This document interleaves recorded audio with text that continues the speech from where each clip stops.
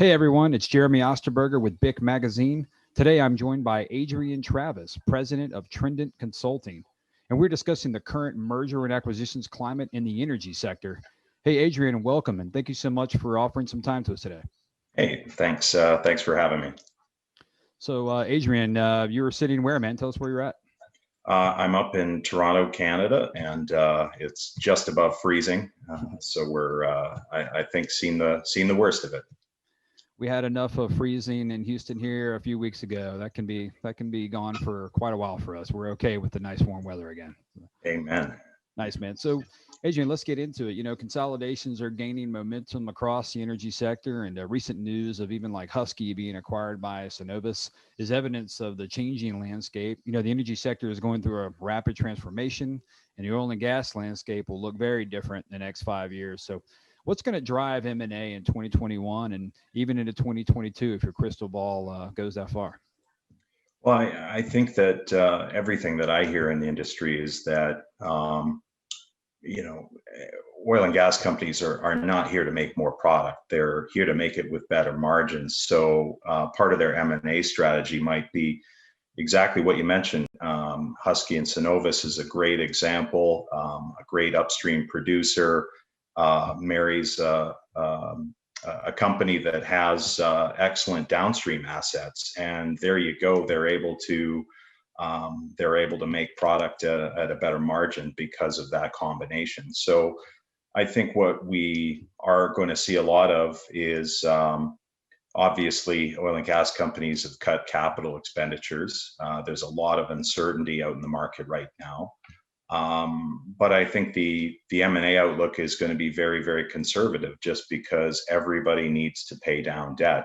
And in lieu of making acquisitions, you can either buy back stock, pay back debt, or go and find acquisition targets. I firmly think that when you're seeing majors losing between 20 and 25 billion last year, they've got to pay a lot of that back. So unfortunately, I think for 2021, it's going to be a very very cautious M&A outlook in North America in particular. Adrian, with the recent anti-pipeline Democratic success at in the U.S. election and at the federal level, what will we see in the midstream sector as it relates to M&A? Well, I think with M&A, that sector is like when you talk about uncertainty, that's a big deal because normally you would have valuation certainty with particular midstream assets. For example, if you look at what's happening right now in Michigan with Line 5 with Enbridge, anything could happen there. So obviously, if there was any sort of transaction potential there, that's going to get priced in as part of that uncertainty. And I think certainly you've got a Democratic president and a Democratic regime, and certainly a Democratic governor in Michigan. With the alignment of those things, I think you're going to see it being very, very hard for midstream companies to be able to get deals across the line. And that comment, it kind of plays into the shortage of pipelines we're seeing. Is that sort of correct? Elaborate on that if you will. Well, I think the shortage of pipelines is just because you've got so many stakeholders now and so much regulation that's being built into it. Sadly, I think pipeline companies are going to have to kind of rethink their capacities, being able to do things to improve how they schedule, or to, if you're not a midstream organization, be able to reassess your operation so that you're less reliant on pipelines for whatever reason. Although it's the safest mode of transportation for any hydrocarbon out there, unfairly it's been targeted. And oddly enough, I mean, being a Canadian, we are not exactly great at getting pipelines built and commissioned. Certainly our government's just purchased a pipeline, with some potential there in the Trans Mountain. But overall, I think looking at the midstream M&A market, I just think there's too much uncertainty, and they're very, very hard to value because of the I think the regulatory interference. Gotcha.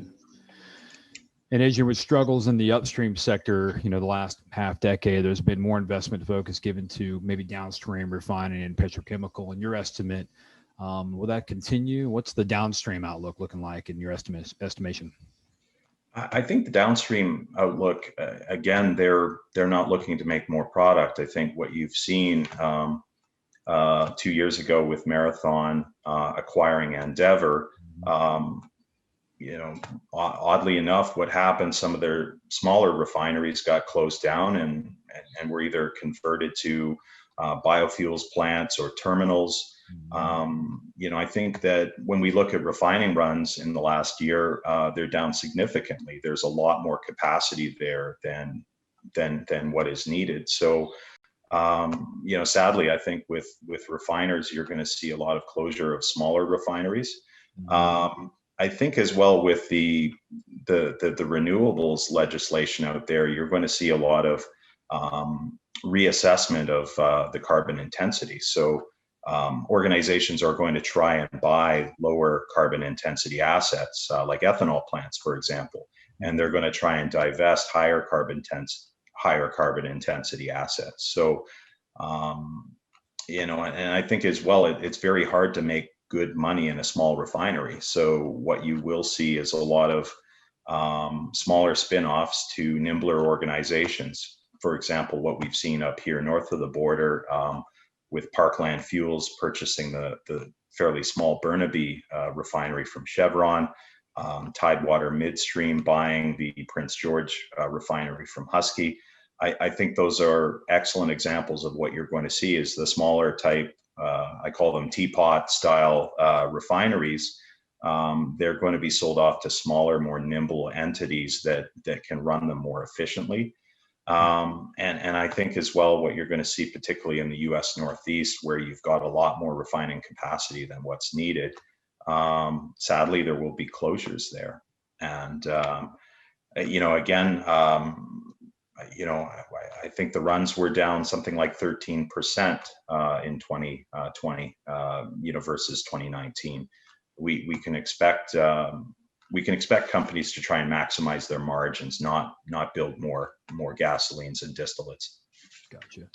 Hey, Adrian, one major challenge is company valuations and determining enterprise value. Talk about how traditionally valuations were determined and how have those determinations been altered in a post-COVID environment?